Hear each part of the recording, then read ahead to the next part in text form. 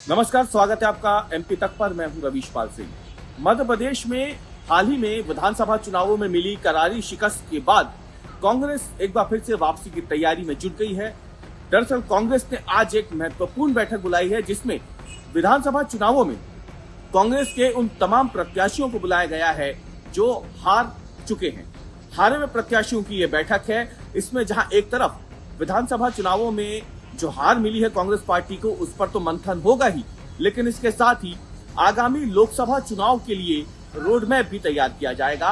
Party किस तरीके से मध्य प्रदेश जैसे महत्वपूर्ण राज्य में जहां 29 लोकसभा सीटें आती हैं, वहां पर कांग्रेस पार्टी इस करारी हार के बाद एक बार फिर से खड़ी होगी और कांग्रेस के जो प्रत्याशी हैं उन्हें जिताने का काम करेगी। इस पर भी इस महत्वपूर्ण बैठक में विचार होना है। ये बैठक इसलिए भी ज्यादा महत्वपूर्ण हो जाती है क्योंकि करारी शिकस्त के बाद और कांग्रेस अध्यक्ष पद से, प्रदेश कांग्रेस अध्यक्ष पद से हटने के बाद पहली बार कमलनाथ, जो पूर्व मुख्यमंत्री हैं और पूर्व प्रदेश कांग्रेस अध्यक्ष हैं, वो आज इस बैठक में मौजूद होंगे। कमलनाथ मध्य प्रदेश में कांग्रेस की करारी हार के बाद से ही अगर देखा जाए तो कम ही सार्वजनिक रूप से नजर आए हैं, लेकिन ये पहला मौका होगा जब वो सार्वजनिक रूप से सामने आए रहेंगे। इस महत्वपूर्ण बैठक में कमलनाथ भी मौजूद होंगे।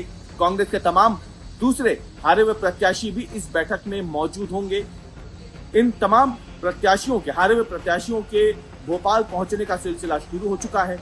अगले 3 दिनों तक ये बैठक होनी है, मंथन होना है।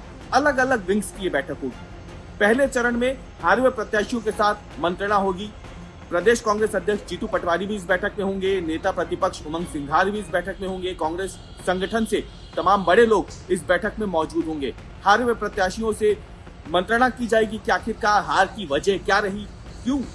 जहां एक तरफ लगातार ये बातें हो रही थी कि कांग्रेस पार्टी बड़े बहुमत के साथ आ रही है, तो नतीजे बिल्कुल उसके विपरीत आए हैं।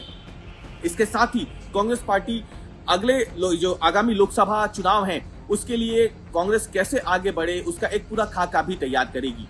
3 दिनों की इस बैठक में अलग अलग जो कांग्रेस के विंग्स हैं उन सभी की बैठक होनी है। युवा चेहरों को क्या जिम्मेदारी दी जानी है लोकसभा चुनावों में, उस पर भी बातचीत होगी।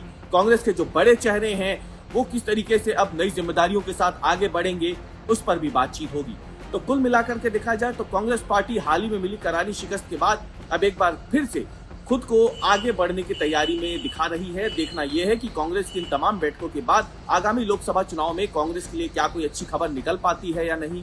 क्योंकि अगर अभी की बात करें तो मध्य प्रदेश में लोकसभा की कुल 29 सीटें आती हैं, जिनमें से कांग्रेस के पास महज छिंदवाड़ा लोकसभा सीट है। 28 लोकसभा सीटों पर भारतीय जनता पार्टी के सांसदों का कब्जा है। तो जाहिर सी बात है, मध्य प्रदेश जैसे राज्य में जहां प्रचंड बहुमत के साथ भारतीय जनता पार्टी ने एक बार फिर से अपनी सरकार बनाई है, तो कांग्रेस के सामने छिंदवाड़ा लोकसभा सीट को बचाए रखना तो चुनौती है ही, लेकिन इसके साथ ही कांग्रेस के सामने बड़ी चुनौती होगी कि क्या मध्य प्रदेश में वो अपनी लोकसभा सीटों की संख्या बढ़ा पाती है या नहीं।